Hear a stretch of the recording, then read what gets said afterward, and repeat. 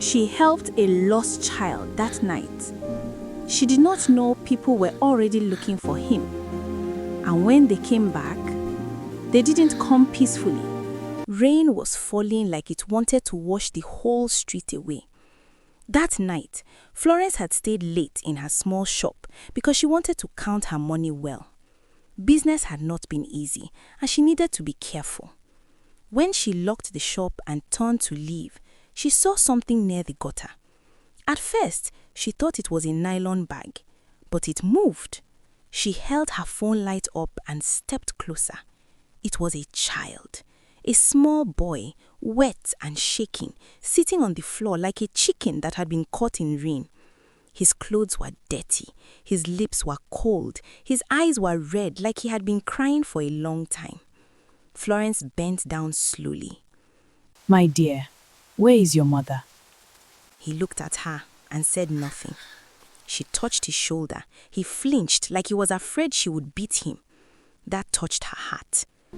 Do you know your name? Timmy. Florence looked around. No adult, no umbrella, no shouting, no footsteps, just rain. And that was when she noticed something strange. On his neck, under his wet shirt, was a small chain, silver, shiny, clean. It looked expensive, not like something a child that sleeps outside would wear. She swallowed. Who was this child? And how did he end up here alone? She knew she was not a foolish woman. She knew the kind of stories she heard. If you carry a child that is not yours, they can accuse you tomorrow. But she also knew she could not leave him there. So she took him to the nearest police station. The officer on duty looked tired. He checked the child's face, then looked at her like he wanted to suspect her. Madam, you found him where? Florence explained everything. She even showed her shop nearby. The officer sighed. We will write it down. But you know how these things go. If nobody comes tonight, the child will have to stay here. She looked at the small bench in the station. She looked at Timmy's wet hair. She looked at his small fingers that were already turning pale from cold. She could not. Officer, can I take him home for tonight? I will bring him tomorrow morning. The officer looked at her for a long time. Madam, if anything happens to this child, I understand. He wrote her name, her address, her phone number. He warned her well. And that night, she carried a child she did not know into her small room. At home, Florence gave him warm water. She gave him rice. He ate like someone who had not eaten since morning. When she wanted him to sleep, he refused to enter the inner room. He stayed close to the door. Timmy, come. You are safe. They said I should not follow anybody, but I was thirsty. Florence froze. Who said that? He covered his mouth like he had made a mistake. She sat down slowly. That night, he slept on her small mattress, but he slept like someone running from something. He kept jerking, he kept murmuring, he held her hand tight, even in sleep. Around 2 a.m., he screamed. Florence jumped up. Timmy! He was crying, sweating, shaking. Please, I will not talk again. I will not talk again. Florence's heart was beating fast. Talk about what? Who did you talk to? He stared at her like he was seeing a ghost. Then he whispered. The man with the black car. Florence felt cold. Black car? At night? A 5-year-old? She did not sleep again. In the morning, she took him back to the station. The officer asked him questions. What is your mother's name? Timmy shook his head. What is your father's name? He bit his lip. I don't know. Where do you live? Then the officer asked. Who brought you to that place? Timmy's eyes filled with tears, and he said something that changed everything. Place. They carried me. The officer and Florence looked at each other. He asked again. Who are they? Timmy shook his head hard, like he was fighting his own memory. I don't want trouble. A 5-year-old said, I don't want trouble. That day, nobody came to report a missing child. Not one person. The officer told her. Madam Florence, we will keep searching. But for now, since you brought him and you are willing, you can keep him temporarily. We will still announce it. Thank you, officer. Florence agreed. But as she carried Timmy out, she felt eyes on her back. She turned. A man in plain clothes was standing outside the station gate, pretending to press his phone. He was watching them. When their eyes met, he looked away quickly and walked to a black car parked near the corner. Florence's throat went dry. Was it her imagination, she thought, or was someone really watching this child? When she got home, her neighbor, Mama Gabriel, saw her with the child. She raised her brow. Florence, whose child is that? Florence told her the story. Mama Sade's face changed. She pulled her closer and whispered, Be careful, in this life, people can use child to set trap. Florence frowned. Set trap, how? She leaned near her ear. Some people will bring stolen child. If police later finds out, they will say you are part of it. Her chest tightened. She continued. If you want to help, help. But do not fall in love too quickly. Florence laughed small to hide her fear. Who said anything about love? It is temporary. Mama Gabriel looked at her with pity. Florence, you have wanted a child for years. Be honest with yourself. Her words hit Florence like a slap, because it was true. Days passed. Timmy started talking small. He started smiling. He started eating well. Florence bought him slippers. She bought him small clothes. She taught him how to greet properly. One evening, as she was packing her shop, he ran to her and held her wrapper. Mommy! Florence froze. Nobody had called her that before. Her eyes burned. She looked at him. Who taught you that? He shrugged. I just said it. He hugged her waist like it was normal. That night, Florence cried quietly, not because she was sad, but because her heart was full. But even inside that sweetness, strange things kept happening. Sometimes Timmy would stop playing and just stare at the road like he was waiting for something. Sometimes he would wake up and ask, "Are we going to run?" She would ask, "Run from who?" He would say, "I don't know." And one afternoon, Florence saw something that made her blood hot. A black car passed her street slowly, very slowly. The windows were dark. It did not stop, but it passed again and again.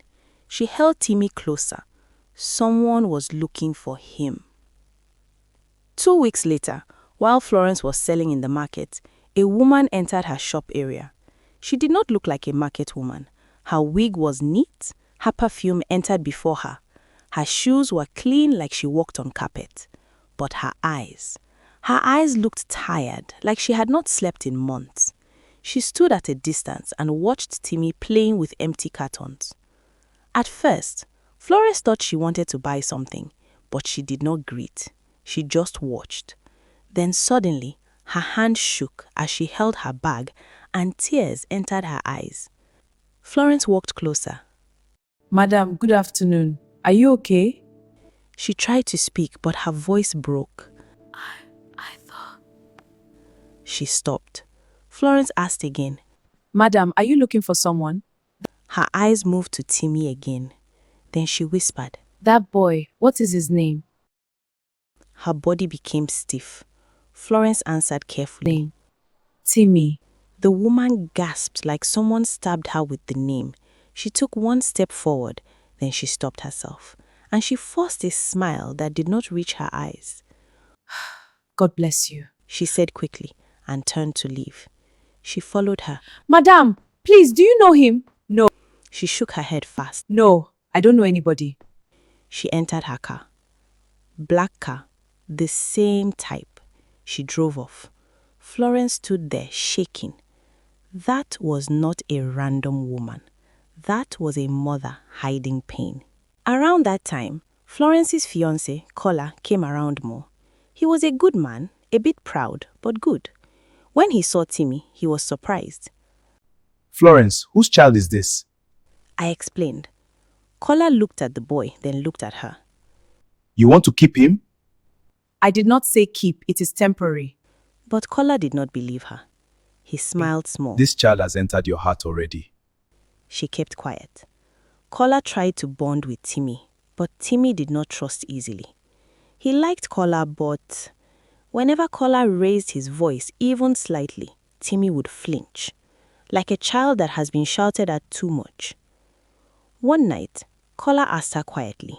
Florence, are you sure this child is not from trouble? She replied. Trouble? I don't know, but I cannot throw him away. No. Kola nodded slowly, but she noticed something in his eyes. Fear. One Saturday, as Florence was bathing Timmy, the chain on his neck fell into the water. She picked it up, and for the first time, she looked properly.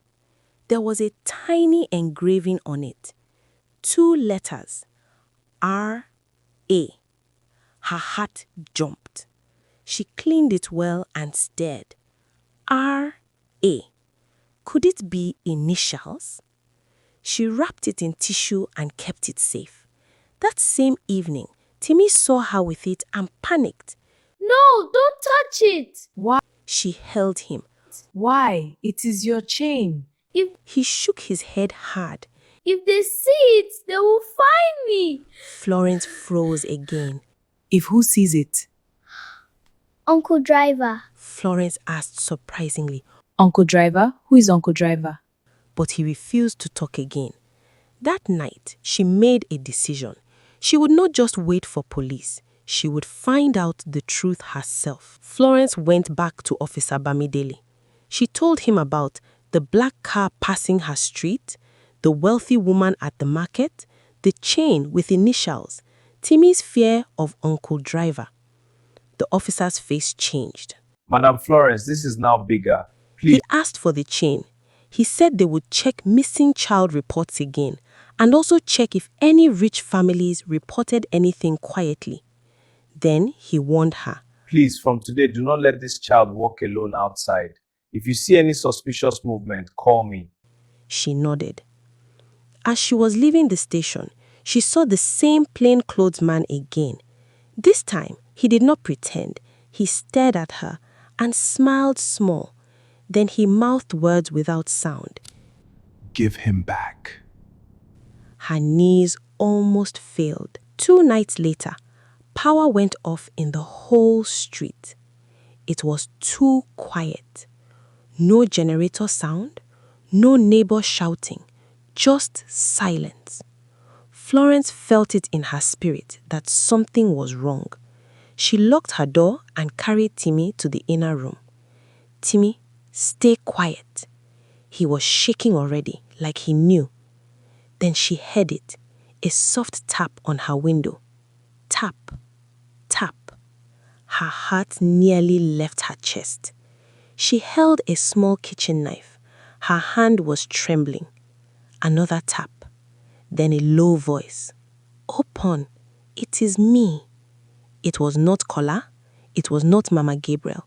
It was a man's voice she had never heard. Timmy grabbed her arm and whispered, Uncle Driver. Her blood turned to ice. The door handle moved. Someone was trying to open it from outside. Florence screamed, Who is there? The person stopped. Then the voice became cold. If you shout, you will regret it. Then she shouted louder, Help! Thief! Help! Suddenly, her neighbor's generator came on.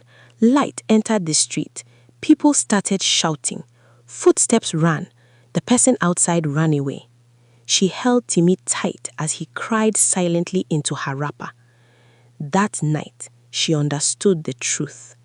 This child was not lost by mistake.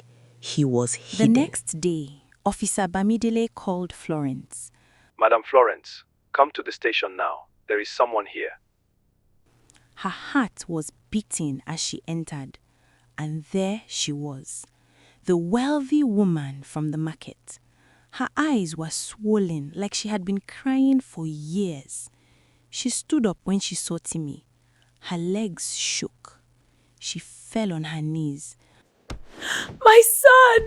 Madam, Timmy stepped back and hid behind Florence. The woman cried harder. Officer Bamidele said quietly, Madam Florence, this is Madam Ruth Adeniyi. Florence's chest tightened. R.A. The initials, the chain, it was her. Madame Ruth looked up at her with tears. Please, I know you are a good woman. Please don't hate me. Florence asked, trembling. Madam, how did your child end up on the streets? She covered her mouth like her shame was too much. Then she spoke. Someone wanted to punish me. My husband's family, they hated me because my husband loved me and showed it to everyone. They said he always took my side and had my back. They were angry. When I finally gave birth to Timmy, he loved me more and I became their enemy. They said I used evil. They said I cannot enjoy peace. She wiped her tears. One evening, my driver, who is my brother-in-law's friend, the same man I trusted, carried my child away. They told me if I report, they will harm my child. They told me if I talk, they will bury me. And my husband is seriously ill now. Florence got scared. Officer Bamidele added, We suspect it is a kidnapping ring inside domestic staff. They hide children until ransom is paid quietly. Madame Ifelma shook her head quickly. I paid them. They still did not return them my child. They just told me forget him. I almost went mad. I started searching secretly. I came to markets, streets, schools. That day I saw him, I nearly died. But I was afraid. If they knew I found him, they would come again. Florence looked at Timmy. He was shaking. So he knew. He remembered. And he had been carrying fear inside his small body. Madame Ifelma stood up slowly. She faced Florence. Thank you for keeping my son alive. I cannot pay you enough. Florence could not speak because in her heart, Timmy had become hers too. Not by blood, by love, by midnight cries, by small laughter in her room, by mommy in her ears. Officer Bamidele said, We will process custody properly. For now, the boy should stay in a safe place. Madame Ruth nodded. Then she did something that broke Florence. She turned to Timmy and opened her arms gently. My baby, come. Timmy stared at Madame Ruth, confused. He looked at Florence. Then he whispered, Mommy, are you leaving me? Tears dropped from Florence's eyes before she could stop them. No, I am here. But inside her, she knew a storm was coming because love cannot always stop the truth. As they were still there, a policeman rushed in. Officer, we just received information. Madame Ruth's driver is missing, and a black car has been seen around the station. Officer Bamidele's face hardened. Move the child to the back office now. Her legs almost failed. Madame Ruth started crying again. They are coming. They are coming. And just like that, the station light flickered. A loud bang happened outside. People screamed. Officer Bamidele shouted, Lock the gate! Secure the building! Florence hugged Timmy with her whole body. Timmy's small voice shook. They found me. That day was chaos, but the police were ready. They chased the black car away. They later arrested one man hiding nearby with fake documents. They said the case would continue. But one thing was clear. Timmy could not stay with Florence again like before. Madame Ruth moved him to a safe place with security. For weeks, Florence's room felt empty. Her shop felt quiet.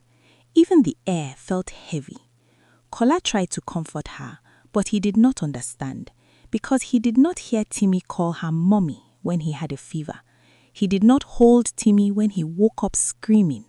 He did not wash his clothes and pray over his head. One evening, Madame Ruth called Florence. Florence, Timmy has not been eating well. He keeps asking for you. Please, can you visit him sometimes? Her heart squeezed. I don't want to break him, and I don't want to erase what you did. Florence cried, not because she wanted to hold ownership, but because she wanted him to be okay.